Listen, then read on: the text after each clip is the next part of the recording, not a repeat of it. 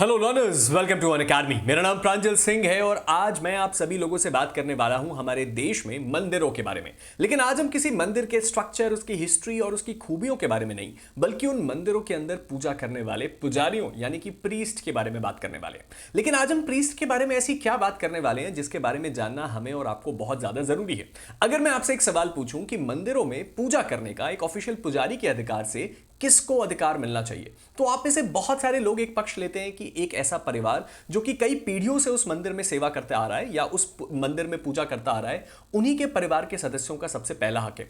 दूसरी तरफ एक बहुत बड़ा तबका है जो ये कहता है कि धर्म के अंदर फॉलो करने वाला कोई भी व्यक्ति, चाहे वो किसी भी कास्ट से आए, किसी भी परिवार से आए, अगर वो उस मंदिर में ऑफिशियल पुजारी बनना चाहता है तो वो बन सकता है अगर वो उसके लायक है।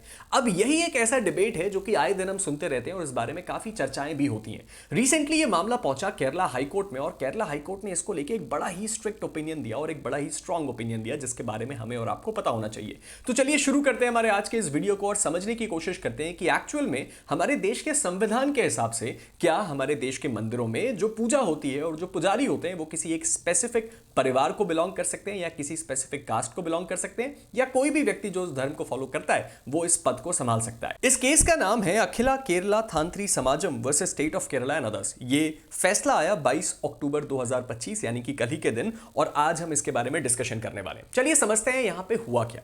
असल में केरला में जो टेंपल के प्रीस्ट यानी कि पुजारी होते हैं उनको हम शंथीस कहते हैं और यूजुअली इनकी ट्रेनिंग करवाई जाती है तांत्रीस के द्वारा। ये तांत्रीस कौन है? ये तांत्रीस वो लोग हैं जिनका परिवार बहुत लंबे समय से, कई दशकों से इन टेंपल के रिचुअल्स को फॉलो कर रहा है। तो बेसिकली एक ऐसी फैमिलीज के लोग जो कि बहुत समय से टेंपल के प्रीस्ट का काम कर रहे हैं, वो इन लोगों को ट्रेन करते हैं और तैयार करते हैं ताकि वो मंदिर में ऑफिशियल पुजारी के पद को संभाल सकें। बट रिसेंटली कुछ समय पहले हमने ये देखा कि ट्रावेनकोर देवस्वाम बोर्ड टीडीबी और एक केरला का आपका देवस्वाम आपका रिक्रूटमेंट बोर्ड है, जिन्होंने क्या किया, नए ट्रेनिंग इंस्टीट्यूट बनाने शुरू किए। यानी कि मामला सिंपल सा है, इससे पहले कुछ परिवार थे जो पुजारियों को ट्रेनिंग देते थे, लेकिन अब ऑफिशियल स्टैट्यूटरी बॉडीज ने क्या करना शुरू किया, उन्होंने नए इंस्टीट्यूट्स बनाने शुरू किए जो इन मामलों में क्या करते हैं, लोगों को ट्रेनिंग देते हैं और ट्रेनिंग देने के बाद उनको ऑफिशियल पुजारी के लिए एलिजिबल मानते हैं। अब इस सिचुएशन में ये जो नए ट्रेनिंग इंस्टीट्यूट्स थे इनको तंत्र विद्यालय कहा गया और इनका काम था वही सेम, लोगों को रिचुअल्स को सिखाना और उसके साथ ही साथ उनको सर्टिफिकेट इशू करना, और इस सर्टिफिकेट के बेस के बाद ही वो पुजारी बन सकते हैं।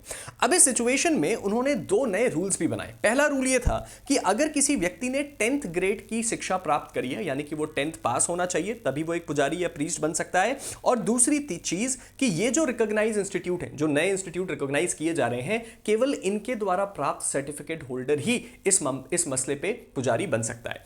अब इस सिचुएशन में यहां पे ये देखा गया कि अखिल केंद्र तांत्री समाजम एक समाज है, यानी कि एक ग्रुप है जिसके अंदर तकरीबन 300 ऐसे ट्रेडिशनल फैमिलीज हैं जो कि इस जगह पे इससे पहले तक लोगों को ट्रेनिंग देते थे और प्रीस्ट के लिए रिचुअल सिखाते थे। वो केरला हाईकोर्ट जाते हैं और बोलते हैं कि ये हमारे फंडामेंटल राइट का वायलेशन है और ये हमारे देश के संविधान का उल्लंघन है। कैसे? वो ये कहते हैं कि सर, ये जो नए रूल्स बनाए गए हैं, ये जो नए इंस्टीट्यूट्स बनाए गए हैं, ये नए इंस्टीट्यूट्स हमारे ट्रेडिशन को फॉलो नहीं करते। साथ ही साथ उन्होंने ये बोला कि ये जो तांत्रीज हैं ये ओल्ड फैमिलीज को बिलोंग करते हैं जो कि सर्टिफाइड प्रीस्ट थे, यानी कि इससे पहले जो बहुत लंबे समय से प्रीस्ट बने आ रहे हैं, ये उन परिवारों के लोग हैं जो इस ट्रेनिंग को देते हैं। ये जो नया सिस्टम है ये ऐसे बहुत सारे ट्रेडिशनली ट्रेन्ड प्रीस्ट को हटा देता है। वो लोग अब पूजा भी नहीं कर पाएंगे, वो लोग अब ऑफिशियल प्रीस्ट का पद भी नहीं संभाल सकते क्योंकि वो ऐसे कई एलिजिबिलिटी क्राइटेरिया हैं जिसको फॉलो नहीं कर सकते। साथ ही साथ केडीआरबी के पास कोई ऐसी पावर नहीं है कि वो नए ऐसे संस्थानों को रिकॉग्नाइज करे और उनको ये शक्ति दे कि वो अब से सर्टिफिकेट को इशू करें। साथ ही साथ उन्होंने ये बोला कि ये इनके रिलीजियस राइट का वायलेशन है क्योंकि आर्टिकल 25 और 26 उनको इस बात का पूरा सुरक्षा देता है।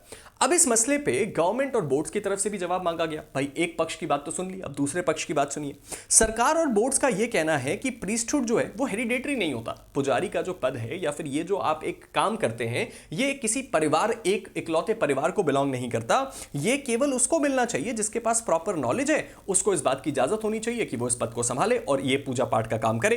केडीआरबी जो है उसके पास लीगली ये पावर है, ये बात भी उन्होंने उन्होंने क्लेम करी, क्योंकि वो जो है क्या कर सकते हैं, क्वालिफिकेशंस भी डिसाइड कर सकते हैं कि कोई प्रीस्ट बनने के लिए क्या क्वालिफिकेशंस चाहिए, और उसके साथ ही साथ रिकॉग्नाइज इंस्टीट्यूशंस को भी रिकॉग्नाइज कर सकते हैं। अब इस सिचुएशन में ये जो नया सिस्टम है ये ज्यादा ट्रांसपेरेंट और फेयर है। सरकार और बोर्ड्स ने ये भी बोला कि सर इसके थ्रू अगर काम किया जाएगा तो हम ये इस बात को इंश्योर कर पाएंगे कि जो लोग उस पद पे या उस जगह पहुंच रहे हैं उनके साथ पूरी तरीके से पारदर्शिता मेंटेन करी गई है। और उसके तरह यह भी बोला गया कि तंत्री ट्रेंड, यानी कि वो लोग जिनको वो 300 परिवार इससे पहले ट्रेन करते थे, वही एक ग्रुप था जो लोगों को ट्रेन करता था, उनके द्वारा ट्रेन किए गए बच्चे भी क्या कर सकते हैं, प्रीस्ट बन सकते हैं, बशर्ते कि उनको बस उस एग्जाम को क्लियर करना होगा जो कि बाकी लोग भी दे रहे हैं। यानी कि आप चाहे उस परिवार से आए, उस परिवार से ट्रेन होके आए, या फिर किसी नॉर्मल नए रिकॉग्नाइज इंस्टीट्यूट से आए, एग्जाम आपको कॉमन निकालना होगा और उसके बाद आप इस पद पे बैठ सकते हैं। अब इस मसले पे हाई कोर्ट ने क्या बोला? हाई कोर्ट ने सबसे पहले तो इस पिटीशन को डिसमिस कर दिया। उन्होंने ये बोला कि भाई जो गवर्नमेंट और ये जो दूसरी बॉडीज आर्गुमेंट कर रही हैं, ये आर्गुमेंट एकदम सही है। कैसे? उन्होंने बोला कि आप जस्ट बिकॉज किसी स्पेसिफिक कास्ट को बिलोंग करते हैं या किसी स्पेसिफिक परिवार को बिलोंग करते हैं, इसका मतलब ये नहीं है कि आपका प्रीस्ट बनने का अधिकार है, या फिर प्रीस्ट बनने के लिए आपको किसी स्पेसिफिक कास्ट या फिर किसी स्पेसिफिक परिवार को बिलोंग करना होगा। इसके साथ ही साथ उन्होंने बोला कि हम इस बात को देख पा रहे हैं कि हिंदू धर्म का ये कोई एसेंशियल पार्ट नहीं है कि आपको किसी स्पेसिफिक परिवार या कास्ट से बिलोंग करना चाहिए। साथ ही साथ बात आई केडीआरबी की। वो जो बॉडी है, उन्होंने बोला कि उसके पास बिल्कुल इस बात की लीगल पावर है कि वो ये तय कर सकते हैं कि भैया कौन से ऐसे इंस्टीट्यूशंस हैं जो इस मामले में सर्टिफिकेट इशू करेंगे और कौन से वो लोग हैं और उनकी क्या क्वालिफिकेशंस होनी चाहिए जिसके बाद वो प्रीस्ट का पद संभाल सकते हैं। इसके साथ ही साथ एक बड़ा इंपॉर्टेंट सवाल उठा कि यह हमारे देश के फंडामेंटल राइट का वायलेशन है, आर्टिकल 25-26। इन्होंने बोला कि भाई इसमें कोई फंडामेंटल राइट वायलेट नहीं हुआ है, क्योंकि जो पिटिशनर का ग्रुप है AKTS, वो कोई रिलीजियस डिनोमिनेशन नहीं है और आर्टिकल 25-26 किसी रिलीजियस डिनोमिनेशन को प्रोटेक्ट करते हैं। आखिर में 2022 के बनाए गए इन रूल्स को वैलिड करार दिया गया और बोला गया कि ये प्रॉपरली बनाए गए हैं और सरकार के अप्रूवल के बाद बनाए गए हैं। तो अभी हाई कोर्ट का फैसला क्या है? हाई कोर्ट का फैसला यह है कि टेंपल की जो प्रीस्टहुड है वो कोई फैमिली इनहेरिटेंस या कास्ट इनहेरिटेंस से डिसाइड नहीं होगी। वो एक रोल है जो कि बेस्ड ऑन नॉलेज, ट्रेनिंग और मेरिट पे दिया जाएगा। जो 300 फैमिलीज के जो सोसाइटी है, वो जो हाई कोर्ट में जाके उन्होंने अप्रोच किया था, उनको ये कहा गया कि अगर आप उनको ट्रेनिंग देते भी हैं कुछ लोगों को तो उसमें कोई प्रॉब्लम नहीं है, लेकिन अब नए इंस्टीट्यूट्स भी इस मामले में ट्रेनिंग देंगे और उसके साथ ही साथ चाहे आप ट्रेनिंग दें या आप ट्रेनिंग दें, एग्जाम आप दोनों के ही स्टूडेंट्स को निकालना होगा और उसके बाद ही वो सर्टिफिकेशन मिल पाएगा।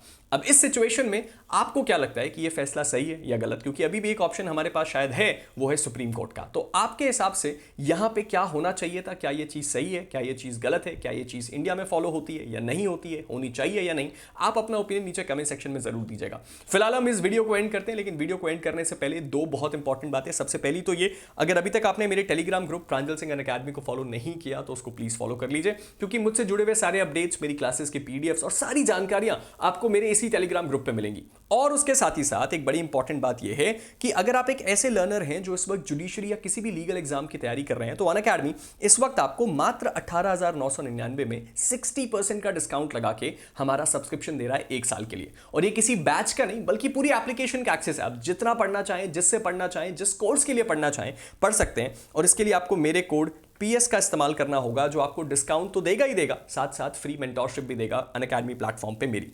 इसके साथ ही साथ रिसेंटली हिमाचल जुडिशरी का रिजल्ट आया, रैंक 2, रैंक 3 और रैंक 5 तीनों के तीनों अनअकैडमी ने प्रोड्यूस किया। और हम चाहते हैं कि आपका भी ये जज बनने का ड्रीम अनअकैडमी के साथ ही पूरा हो। तो इसलिए आज ही अनअकैडमी को ज्वाइन कीजिए। और आखिर में, अगर आपने अभी तक एयरलर्न के बारे में नहीं सुना तो शायद आपको सुन लेना चाहिए, क्योंकि हमारे देश में लैंग्वेज एक बहुत बड़ी प्रॉब्लम है। हमारे देश में लीगल कम्युनिटी के लोग हिंदी सीखना चाहते हैं ताकि वो लोकल कोर्ट्स में प्रैक्टिस कर पाएं, इंग्लिश सीखना चाहते हैं ताकि हायर कोर्ट्स में प्रैक्टिस कर पाएं। कुछ लोग महाराष्ट्र, कर्नाटका में रहते हैं, वहां पर आपको कन्नड़ और मराठी आनी चाहिए। इन सारी की सारी प्रॉब्लम्स का सोल्यूशन अनअकैडमी ने निकाला है एक इंडिया मेड ग्लोबल प्रोडक्ट के साथ। 2 मिलियन से ज्यादा यूजर्स, 35,000 से ज्यादा की रेटिंग्स और प्रैक्टिकल लर्निंग के थ्रू आपको नई लैंग्वेज सिखाने वाली एप्लीकेशन एयरलर्न। तो अगर आपने अभी तक इसको डाउनलोड करके एक्सपीरियंस नहीं किया है तो नीचे लिंक है, एक बार ट्राई जरूर कीजिएगा। शायद आपको इस बात का रियलाइजेशन नहीं है कि नई भाषा सीखना इतना ज्यादा आसान और इतना ज्यादा एंटरटेनिंग हो सकता है। फिलहाल हम आपसे विदा लेते हैं, आप सबसे मुलाकात बहुत जल्द होगी। तब तक के लिए guys, stay motivated and keep learning. Thank you.